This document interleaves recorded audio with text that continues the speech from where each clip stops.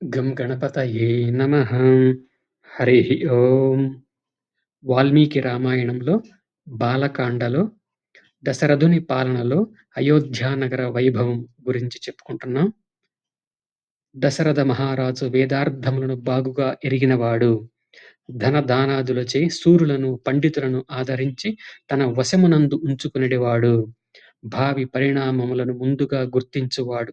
మిక్కిలి ప్రతాపశాలి. పురజనులకును గ్రామ ప్రజలకును ప్రియమును గూర్చువాడు.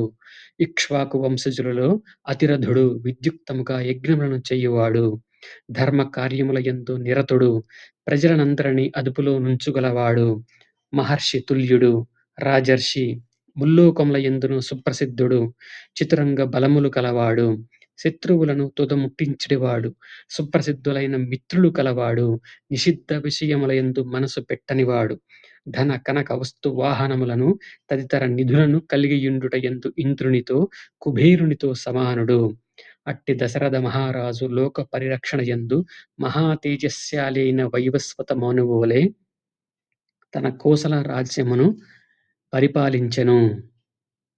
సత్యసంధుడును ధర్మమును ధర్మమునకు లోబడి అర్ధకామములను పరిరక్షించువాడును అయిన దశరథుడు ఇంద్రుడు అమరావతిని వలె అయోధ్యను పాలించెను. శ్రేష్టమైన ఆ అయోధ్యానగరమునందలి జనులు సుఖశాంతులతో సంతోషంతో జీవించుచుండిరి. వారు ధర్మాత్ములు. అనేక శాస్త్రములను అధ్యయనము చేసినవారు. తాము కష్టపడి సంపాదించిన ధనముతోడనే తృప్తిపడువారు. లోభగుణము లేనివారు. సత్యమును పలికెడివారు.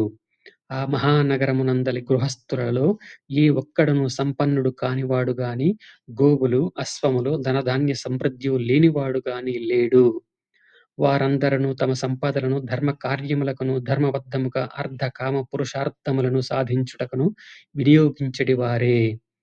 ఆ పురమునందలి జనులలో కామాతురుడు గాని, కదర్యుడు గాని అంటే లోభి గాని, క్రూరుడు గాని, విద్యావిహీనుడు గాని, నాస్తికుడు గాని ఎంతగా వెదికినను కానరాడు. అయోధ్యయందలి స్త్రీ పురుషులు ధర్మ ప్రవర్తనచే శ్రేష్ఠులు. ఇంద్రియ నిగ్రహము గలవారు. సత్ప్రభావము కలవారు. సదాచార సంపన్నులు. మహర్షుల వలె నిర్మల హృదయులు.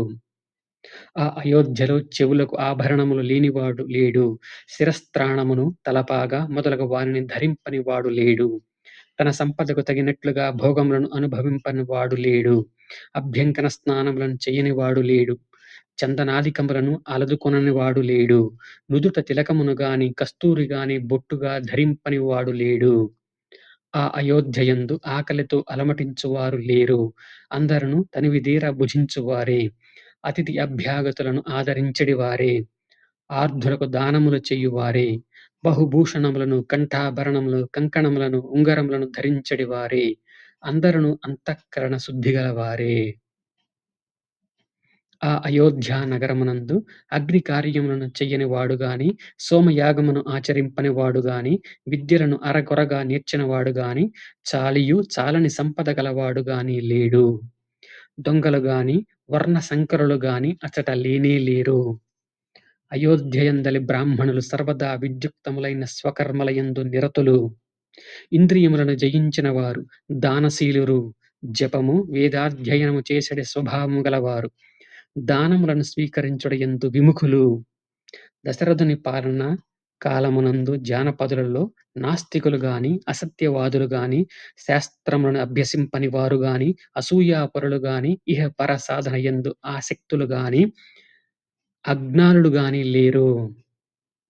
ఆ నగరమున వేదాంగములు, శిక్ష, వ్యాకరణము, ఛందస్సు, నిరుక్తము, జ్యోతిష్యము, కల్పము తెలియనివాడు గాని, వ్రతములను ఆచరింపని వాడు గాని లేడు. వేల కొలది ద్రవ్యములను దానము చెయ్యనివాడు గాని, దీనుడు గాని, వ్యాకుల చిత్తుడు గాని, రోగపీడితుడు గాని లేడు. అతడ స్త్రీ పురుషులలో కాంతి రహితులు గాని, సౌందర్యహీనులు గాని, రాజభక్తి లేనివారు గాని మచ్చుకైనను కనపడరు. ఆ నగరమునందలి బ్రాహ్మణులు మొదలగు 4 వర్ణముల వారు దేవతలను, అతిథులను పూజించుచుండెడివారు. చేసిన మేలును మరువనివారు. ప్రీతితో దానములను చేసెడివారు. బ్రాహ్మణులు పాండిత్యమునందును శాస్త్రవాదముల యందును శూరులు. పరాక్రమవంతులు, ఇతరులు తమ తమ రంగములలో వీరులు, శూరులు. ఆ మహానగరమునందలి జనులు ఎల్లరును ధర్మములను ఆచరించువారు. సత్య మార్గమున వీడని వారు. అందువలన వారు దీర్ఘాయుష్మంతులు.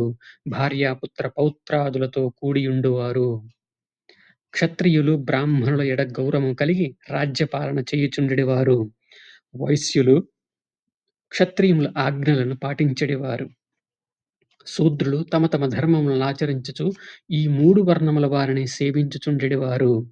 ఇక్ష్వాకు వంశజుడైన దశరథ మహారాజు ఆ అయోధ్యా నగరమును పూర్వము ప్రతిభామూర్తియు మానవేంద్రుడును అయిన మనువు వలె చక్కగా రక్షించుచుండెను. అచటి యోధులు పరాక్రమమును అగ్ని వంటివారు, కుటిలత్వం లేనివారు, పరాభవములను ఏమాత్రము సహింపనివారు. శస్త్రాద్రియుద్ధల విద్యలయందు ఆరితేరినవారు. అట్టి యోధులచే నిండి ఆ నగరము సింహములచే గుహవలె దుర్భేద్యమైయుండెను. కాంభోజ దేశపు జాతి గుర్రముల తోడను, బాహ్లిక దేశమునకు చెందిన ఉత్తమాశ్వముల తోడను, వనాయురాజ్యమున బుట్టిన మేలు జాతి హయముల తోడను, సింధు దేశమున జన్మించిన శ్రేష్ఠములైన గుర్రముల తోడను, ఉచ్చైశ్రముల వంటి ఉత్తమోత్తమహనీయుల తోడను ఆ పురము విలసిల్లుచుండెను. వింధ్య పర్వతమున బుట్టిన మదపటేనుగుల తోడను, హిమ పన్నగమున జన్మించిన మహాగజముల తోడను, బాగుగా బలిసి మిక్కిలి మదించి పర్వతముల వలనున్న మాతంగముల తోడను, ఐరావత వంశమున జన్మించినట్టియు, పుండరీకమున పేరుగల మహాపద్మ జాతికి చెందినయు, వరుణ దిగ్గజమైన అంజన జాతికి చెందినయు, దక్షిణ దిగ్గజైన వామన జాతిలో ఉద్భవించినయు అగు భద్రగజముల తోడను ఆ పురము నిండియుండెను. భద్రజాతి గజముల తోడను, మంద్రజాతి ఏనుగుల తోడను, మృగజాతి వారణముల తోడను, అట్లే భద్ర, మంద్ర, భద్ర, మృగ, మృగమంద్ర అను రెండేసి జాతుల సాంకర్యము గల ఏనుగుల తోడను, భద్ర, మంద్ర, మృగ అను మూడేసి జాతుల సంకర గజముల తోడను, ఎల్లప్పుడూ మదించియుండు పర్వత సమానులైన ఏనుగుల తోడను ఆ అయోధ్య విలసిల్లుచుండెను. ఆ నగరమున వెలుపల గూడా 2 యోజనముల మేరకు వ్యాపించి ఉండెను. సార్థక నామధేయము గల ఆ అయోధ్యను యోద్ధుం అస్యక ఇతరులకు జయించుటకు సాధ్యము కానిది అని అర్థము. దశరథ మహారాజు పరిపాలించుచుండెను. రాజశిరోమణియు మహా తేజస్శాలియు అయిన ఆ దశరథ మహారాజు చంద్రుడు నక్షత్రముల వలె శత్రువులను తేజోవిహీనులను గావించుచు పరిపాలించుచుండెను. ఆ నగరమును పేరుకు తగ్గినట్లుగా దృఢమైన ఘడియలు గల కవాటముల తోడను, చిత్రములైన గృహముల తోడను శోభిల్లుచుండెను. వేల కొలది పురజనులతో కలకలలాడుచు శుభప్రదమైన ఆ పురిని ఇంద్ర సమానుడైన ఆ దశరథ మహారాజు పరిపాలించుచుండెను.